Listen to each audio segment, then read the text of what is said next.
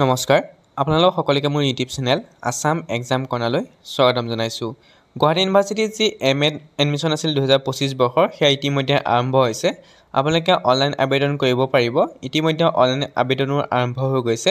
আজি মই আপোনালোকক অনলাইন এপ্লাই কেনেকৈ কৰিব সেইটো বিষয়ে জনাম, লগতে অলপ ডিটেইলছ জনাই দিম যে এম.এডৰ কাৰণে কি প্ৰয়োজন হ'ব বা কেতিয়া এক্সাম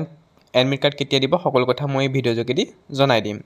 ইয়াত উল্লেখ কৰিছে যে যি এম.এডৰ আপোনালোকৰ এডমিশ্যনৰ অনলাইন পৰ্টেল আছে সেয়া ডিচেম্বৰ 24 তাৰিখৰ পৰা আৰম্ভ হৈছে আৰু জানুৱাৰী 6 তাৰিখলৈকে আপোনালোকৰ অনলাইন চলি থাকিব।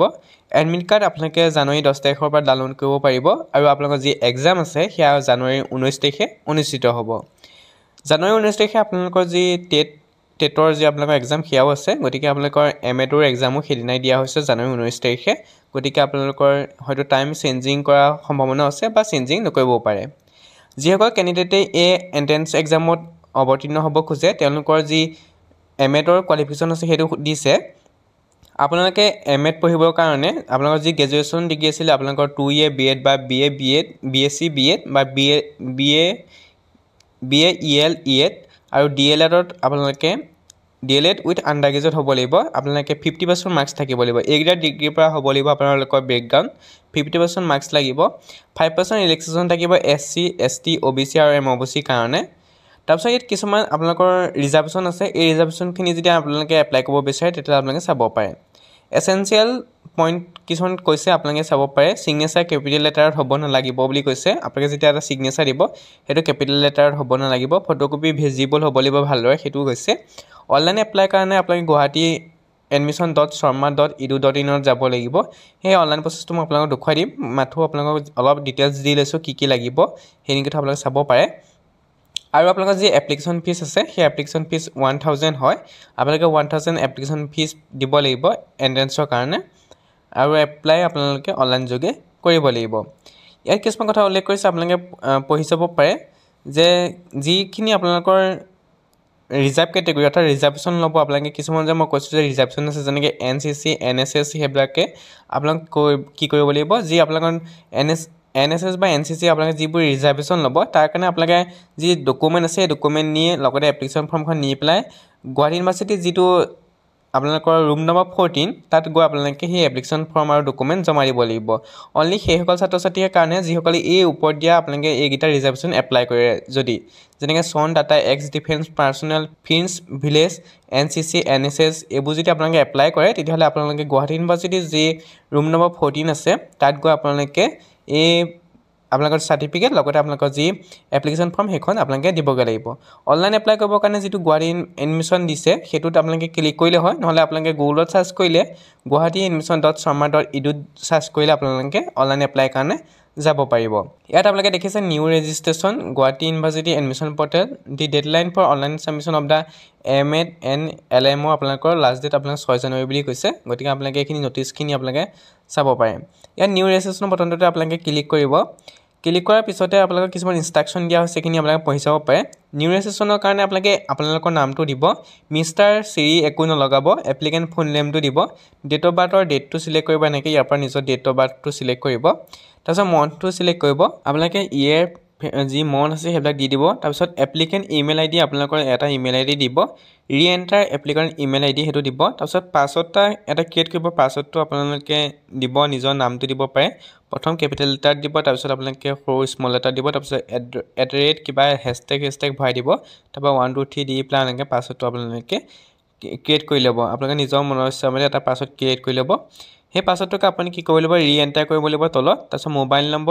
নম্বৰ ৰিএণ্টাৰ কৰি যিটো কেপচা কোড দিছে সেইটো দি আপোনালোকে ৰেজিষ্টাৰ কৰিব। ৰেজিষ্টাৰ কৰাৰ পিছত আপোনালোকৰ যি জিমেইল আছে জিমেইললৈ এটা OTP যাব। সেই OTPটো আপোনালোকে কি কৰিব লাগিব, আপোনালোকে ইয়াত ইনপুট কৰিব। দেখিছে ইয়াত কৈছে যে যিটো জিমেইললৈ আপোনালোকৰ OTP গৈছে সেইটো আপোনালোকে OTP ৰিচিভ কৰা OTPটো ইয়াত ছাবমিট কৰক। ছাবমিট কৰাৰ পিছতে আপোনালোকৰ একাউণ্টটো ছাকচেছফুলি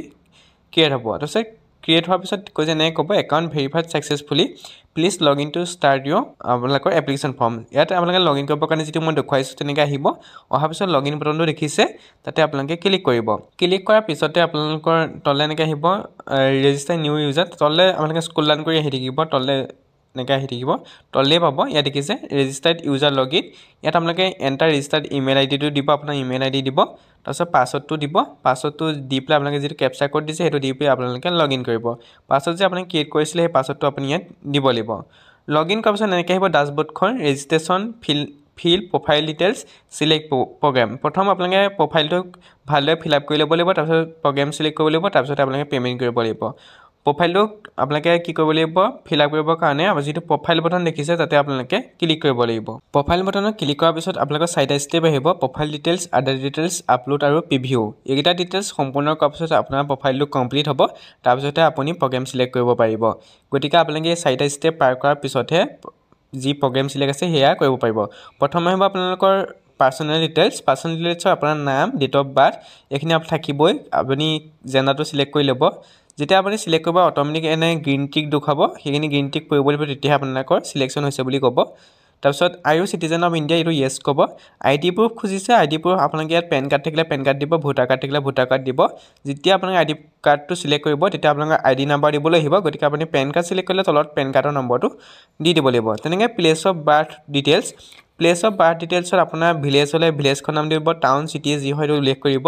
কাণ্ট্ৰি ইণ্ডিয়া বুলি লিখি দিব লাগিব ইয়াত তাৰপৰা ষ্টেট আছাম লিখি দিব যদি আছামৰ বিলং কৰে ডিষ্ট্ৰিক্ট হ'লে ডিষ্ট্ৰিক্টটো লিখি দিব আপোনাৰ নিজৰ ডিষ্ট্ৰিক্টটো ফেমিলি ডিটেইলছ মাৰ নামটো উল্লেখ কৰিব মাৰ তাৰ মোবাইল নম্বৰ থাকিলে দিব নাথাকিলে নাই তাৰপিছত আপোনালোকৰ যি অকুপেশ্যন আছে মাৰ্ডাৰ অকুপেশ্যন সেইটো যদি একো নাই ইয়াৰ ভিতৰত যদি নাইকিয়া তেতিয়াহ'লে আপোনালোকে আদাৰ্ছতে ক্লিক কৰি দিব যদি কিবা আছে তেতিয়াহ'লে আপোনালোকে দিব পাৰে ইয়াত থকা যি আছে তাকে দিব পাৰে নাথাকিলে আদাৰ্ছত ক্লিক কৰিব মাৰ্ডাৰ্ছ কোৱালিফিকেশ্যন দিলেও হয় নিদিলেও হয় ষ্টাৰ মাৰ্ক যিহেতু নাই গতিকে দিলেও হয় নিদিলেও নাই এইখিনি মাৰ্ডাৰ্ছ অফিচ এড্ৰেছ এইবোৰ নিদিলেও হয় কাৰণ ষ্টাৰ মাৰ্ক ইয়াত নাই মাৰ্ডাৰ চেলাৰীটো নিদিলেও হ'ব তাৰপৰা ফাদাৰ চেলাৰীটো দি দিব ফাদাৰ মোবাইল নম্বৰ দিব পাৰে আপোনালোকে অকুপেশ্যনটো দি দিব কি কয় তেওঁ কোৱালিফিকেশ্যন কিমান সেইটো আপোনালোকে ইয়াত দি দিব নন হ'লে নন বা যদি কিবা আছে তেতিয়া দি দিব এড্ৰেছ এইবোৰ দিব পাৰে নিদিলেও নাই তাৰপৰা ফাদাৰ চেলাৰী আছে আপোনালোকে ইয়াত খুলিছে 1 লাখতকৈ তলত নে 1 লাখৰ ভিতৰত যদি লেছ দেন 1 লাখ হয় 1 লাখ দিব 1 লাখৰ পৰা 2 লাখৰ ভিতৰত হ'লে আপ টু 2 লাখটো আপোনালোকে ক্লিক কৰিব ইমাৰ্জেঞ্চি কণ্টেক্ট নাম্বাৰটো আপোনালোকে দিব লাগিব ইমাৰ্জেঞ্চি কণ্টেক্ট নম্বৰ আপোনালোকৰ ঘৰৰ কোনোবা নাম্বাৰ এটা দি দিব তাৰপৰা কম্বাইন ফেমিলি ইনকমটো দিব তাৰপিছত কৈছে have you enrol any in Guwahati university before আগতে আপোনালোকে গুৱাহাটী ইউনিভাৰ্চিটি পঢ়িছিলে নেকি যদি পঢ়িছিলে য়েছ ক'ব নপঢ়িলে ন' ক'ব পঢ়িলে ৰেজিষ্ট্ৰেশ্যন নাম্বাৰ ডিপাৰ্টমেণ্ট বা কলেজ বা স্কুল যি হয় এইটো দিব লাগিব 2 নম্বৰ প্ৰগ্ৰেম ৰেজিষ্টাৰ্ড ইন কোনটো প্ৰগ্ৰেমৰ কাৰণে আপুনি গুৱাহাটী ইউনিভাৰ্চিটিত পঢ়িছিলে ধৰি লওক বি এ পঢ়িলে বি এ বুলি দিব B S C B Ed কৰিলে বি এড বুলি ক'ব যি প্ৰগ্ৰেমে পঢ়িছিলে গুৱাহাটী ইউনিভাৰ্চিটি সেইটো আপোনালোকে ইয়াত প্ৰগ্ৰেমটো উল্লেখ কৰিব লাগিব লগতে আপোনালোকে ডিপাৰ্টমেণ্ট বা যিটো কলেজ আছে কলেজখন নামো উল্লেখ কৰিব লাগিব আপোনালোকে যিটো প্ৰগ্ৰেম পঢ়িছিলে সেইটো দি দিলেই হ'ল এনেকৈ দি দিব ইয়েৰ অফ ৰেজিষ্ট্ৰেশ্যন আপুনি কেতিয়া ৰেজিষ্ট্ৰেশ্যন কৰিছিলে সেইটো আপোনালোকৰ ৰেজিষ্ট্ৰেশ্যন কাৰ্ডতে উল্লেখ থাকে গুৱাহাটী ইউনিভাৰ্চিটি ৰেজিষ্ট্ৰেশ্যন কাৰ্ডখন চালেই আপোনালোকে পাই যাব এইকেইটা আপোনালোকে য়েছ হ'লেহে দিব লাগে নহ'লে দিব নালাগে তাৰপৰা আদাৰ কেটেগৰী আছে ফিজিকেলি যদি ডিচেবল হয় দিব পাৰে নাথাকিলে নট এপ্লিকেবল বুলি দিব আৰ ইউ চন ডাটা অফ এইটো যদি হয় দিব পাৰে নাথাকিলে আপোনালোকে নট এপ্লিকেবল বুলি দি দিব প্ৰিন্সিপলেজ যদি হয় য়েছ ক'ব নহ'লে ন' ক'ব তাৰপিছত কালচাৰেল এক্টিভিটি আছে কোৱাৰ্টাৰ CCA কোৱাৰ্টাৰ যদি আছে আপোনালোকে দিব পাৰে dancing literature quiz fine arts fashion যদি হয় কিবা যদি পাৰে আপুনি দিব নিদিলে নট এপ্লিকেবল দি দিব স্পৰ্টছ কোৱাৰ্টাৰ যদি লাগে য়েছ ক'ব নহ'লে ন' ক'ব এইবোৰ বেডমিণ্টন ক্ৰিকেট এইবিলাক যদি খেলা চাৰ্টিফিকেট আছে তেতিয়াহ'লে য়েছ ক'ব নহ'লে ন' ক'ব তাৰপৰা এড্ৰেছ আপোনাৰ এড্ৰেছটো দিব ঘৰৰ এড্ৰেছটো দিব কৰেছপণ্ডেণ্ট এড্ৰেছ দিব এড্ৰেছৰ প্ৰথমতে আপোনাৰ গাঁও পোষ্ট অফিচ PO সকলো লিখিব এড্ৰেছটোতো তেনেকৈ লিখিব পাৰে একেখিনিকে দিব পাৰে নাথাকিলে PO PS ডিষ্ট্ৰিক্টখিনি লিখি দি দিব country India state Assam select কৰি দিব তেনেকৈ ডিষ্ট্ৰিক্টটো চিলেক্ট কৰিব চিটি আপোনালোকৰ দি দিব ডিষ্ট্ৰিক্টটো নামেই দি দিব পিনক'ডটো দিব তাৰপিছত সুধিছে পাৰ্মানেণ্ট এড্ৰেছ যদি ছেইম হয় কৰেছপণ্ডেণ্ট এড্ৰেছৰ সৈতে যদি ছেইম হয় ৰাইট চিন দিব নহ'লে আপোনালোকে এইখিনি ফিল আপ কৰিব লাগিব সেইখিনি কৰাৰ পিছত আপোনালোকে যদি ছেভ এণ্ড নেক্সট বটন দেখিছে তাতে ক্লিক কৰিব ক্লিক কৰাৰ পিছতে আপোনালোকে আদাৰ ডিটেইলছলৈ যাব আদাৰ ডিটেইলছত সুধিছে do you have any illness যদি আপোনাৰ কিবা বেমাৰ আছে য়েছ ক'ব নাথাকিলে ন' ক'ব যদি আছে কি বেমাৰ সেইটো দি দিব লাগিব do you have NCC certificate যদি NCC চাৰ্টিফিকেট আছে য়েছ ক'ব নাথাকিলে আপোনালোকে ন' ক'ব have you participate in national service scheme NSSত যদি পাৰ্টিচিপেট কৰিছিলে য়েছ ক'ব নহ'লে ন' ক'ব তাৰপিছত সুধিছে আপোনালোকে are you ward of university employee যদি আপোনালোকৰ কোনোবা মা দেউতা যদি ক'ৰবাত ইউনিভাৰ্চিটিত যদি কাম কৰে তেতিয়া যদি য়েছ ক'ব নহ'লে ন' ক'ব ইয়েছ ক'লে আপোনালোকে লিখি দিব লাগিব are you passing any other regular course in Guwahati university আপুনি গুৱাহাটী ইউনিভাৰ্চিটি বা বেলেগ ইউনিভাৰ্চিটিত কিবা কোৰ্চ পঢ়ি আছে নেকি যদি পঢ়ি আছে ইয়েছ ক'ব নহ'লে ন' ক'ব বৰ্তমান সময়ত তাৰপিছত সুধিছে আপুনি লেংগুৱেজ কি জানে ৰিডিং ৰাইটিং ইংলিছ যদি ৰিডিং ৰাইটিং স্পিকিং ক'ব পাৰে তিনিটাতে ক্লিক কৰিব হিন্দীও তেনেকৈ ৰিডিং ৰাইটিং স্পিকিং যদি ক'ব পাৰে তিনিটাতে ক্লিক কৰিব আদাৰ লেংগুৱেজৰ ঠাইত আপোনালোকে আছামিজ দি দিব ইয়াত আছামিজ বুলি লিখি দিব যি লেংগুৱেজ জানে আপোনালোকে এইটো দি যাব পাৰে তেনেকৈ আপোনালোকে দি গ'লেই হ'ল আদাৰ লেংগুৱেজ টুটো দি দিব পাৰে যি লেংগুৱেজ জানে আপোনালোকে দিলেই হ'ল যিটা লেংগুৱেজ জানে সেইটা দি পেলাই ছেভ এণ্ড নেক্সট বটনত আপোনালোকে ক্লিক কৰিব ছেভ এণ্ড নেক্সট বটনত ক্লিক কৰাৰ পিছত আপোনালোকৰ আটা ডিটেইলছখিনিয়ে যি প্ৰিভিউ আহিব প্ৰিভিউটো আপোনালোকে চাব পাৰে প্ৰিভিউটো যদি চাব বিচাৰে নহ'লে প্ৰচিডটো নেক্সটত ক্লিক কৰিব প্ৰচিডটো নেক্সটত ক্লিক কৰাৰ পিছত প্ৰথম আহিব আপোনালোকৰ আপলোডৰ ক্ষেত্ৰত আপোনালোকে ডকুমেণ্ট আপলোড দিবলৈ আহিব ডকুমেণ্টবিলাকৰ চাইজবিলাক কৈ দিছে ফটো আৰু ছিগনেচাৰ চাইজ 500 KB হ'ব লাগিব মেক্সিমাম 500 KBতকৈ বেছি হ'ব নালাগিব তেনেকৈ ডকুমেণ্টবোৰ PDFত হ'ব লাগিব ছিগনেচাৰ লাগিব ID প্ৰুফ যে কৈছিলোঁ যে আপুনি যি ID প্ৰুফ দিব তাৰ ফাইলটো আপোনালোকে ইয়াত আপলোড কৰিব লাগিব তাৰপিছত এইখিনি আপোনালোকে দিব পাৰে এইটো আপোনালোকৰ নিদিলেও হয় যদি দিব বিচাৰে দিব নিদিলে নাই তাৰপিছত সেইখিনি কৰাৰ পিছত আপোনালোকে প্ৰফাইলটো কনফাৰ্ম এণ্ড লক কৰি দিব সেইখিনি ডকুমেণ্টছ দিয়াৰ পিছত আপোনাৰ প্ৰফাইলটো কমপ্লিট হৈ যাব তাৰপিছত আহিলে আপোনালোকৰ চিলেক্ট প্ৰগ্ৰেমত আপোনালোকে ক্লিক কৰিব চিলেক্ট প্ৰগ্ৰেমত ক্লিক কৰাৰ পিছতে আপোনালোকক সুধিব ইয়াত আপুনি কোনটো প্ৰগ্ৰেমৰ কাৰণে আপুনি এপ্লাই কৰিব বিচাৰে ইয়াৰ পৰা প্ৰগ্ৰেম লেভেলটো আপোনালোকে বাছি ল'ব লাগিব আপুনি যিহেতু MA কাৰণে এপ্লাই কৰিছে গতিকে আপোনালোকে মাষ্টাৰটো চিলেক্ট কৰিব পষ্ট গ্ৰেজুৱেশ্যন প্ৰগ্ৰেম বুলি তাৰপিছত প্ৰগ্ৰেমটো ইয়াৰ পৰা চিলেক্ট কৰিব মাষ্টাৰ অফ এডুকেশ্যন যিটো মাষ্টাৰ অফ এডুকেশ্যন দেখিছে তাতে ক্লিক কৰিব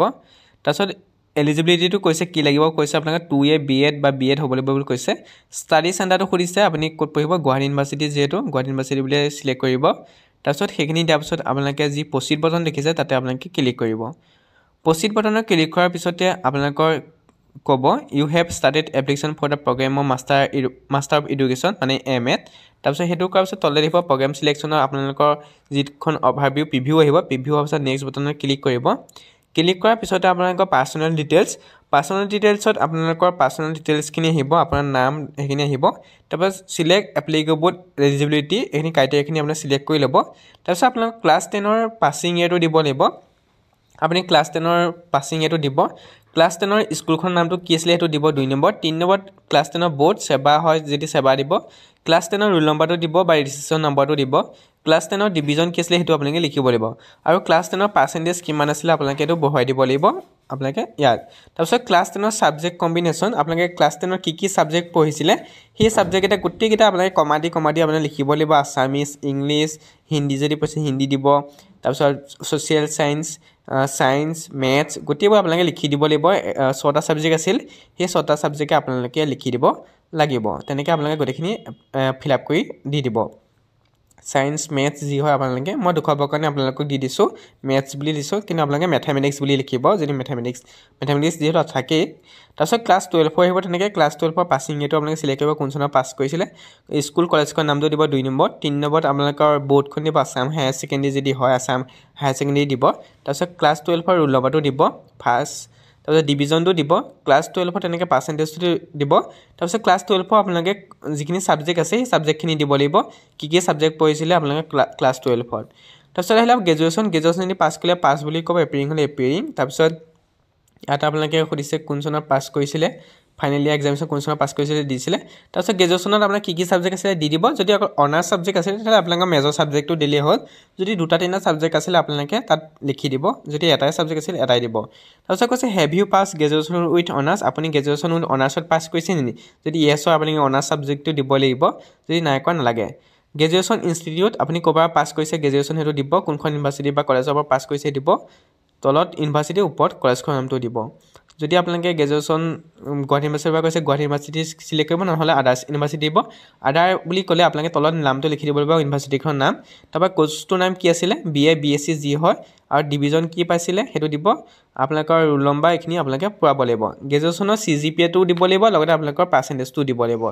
সেইখিনি কৰাৰ পিছত এনেকৈ নেক্সট বটনত ক্লিক কৰাৰ পিছত একাডেমিক ডিটেইলছ হৈ যাব আপোনালোকৰ একাডেমিক ডিটেইলছত আপোনালোকৰ এইখিনি প্ৰিভিউ আহিব প্ৰিভিউখিনি আপুনি এপ্লাই চাই ল'ব ভুল হৈছে নে শুদ্ধ হৈছে চোৱাৰ পিছত আপোনালোকে নেক্সট বটনত ক্লিক কৰিব নেক্সট বটনত ক্লিক কৰাৰ পিছতে আপোনালোকৰ আহিব আদাৰ ডিটেইলছত এইখিনি ইতিমধ্যে দি গৈছে গতিকে আপোনালোকে এইখিনি নিদিলে হ'ব নেক্সট বটনত ক্লিক কৰিব তাৰপিছত আহিলে আপোনালোকৰ আপলোডৰ ক্ষেত্ৰত আপোনালোকে কি দিব লাগিব এইখিনি চাই লওক এবাৰ ইয়াত আপোনালোকৰ ফটো দিছিলে ID proof দিছে দুটামান এক্সট্ৰা দিব লাগিব যেনে ক্লাছ 10ৰ মাৰ্কশ্বিট আৰু চাৰ্টিফিকেট এটা PDF ফাইলতে আপোনালোকে দিব লাগিব ক্লাছ 10ৰ মাৰ্কশ্বিট আৰু চাৰ্টিফিকেট তাৰপিছত তেনে ক্লাছ 12ৰ মাৰ্কশ্বিট আৰু চাৰ্টিফিকেট এটা PDFতে আপোনালোকে ফটো মাৰি দিব লাগিব 500 কেবিতকৈ বেছি হ'ব নালাগিব তাৰপিছত আপুনি য'ৰ পৰা গ্ৰেজুৱেশ্যন কমপ্লিট কৰিছিলে তাৰ মাৰ্কশ্বিট আৰু আপোনালোকৰ চাৰ্টিফিকেট ধৰি লওক 6 ছেমিষ্টাৰ মাৰ্কশ্বিট বা আপোনালোকৰ 6 ছেমিষ্টাৰ পাছ চাৰ্টিফিকেট দুইখন এটা PDFতে দিব লাগিব তাৰপিছত যি আপোনালোকৰ যি এমএডৰ কোৱালিফিকেশ্যনৰ যি এলিজিবিলিটি লাগিছিলে তাৰ কাৰণে যেটো আপোনালোকৰ বিএটো লাগে বিএটো আপোনালোকে ডকুমেন্ট দিব লাগিব ইয়াত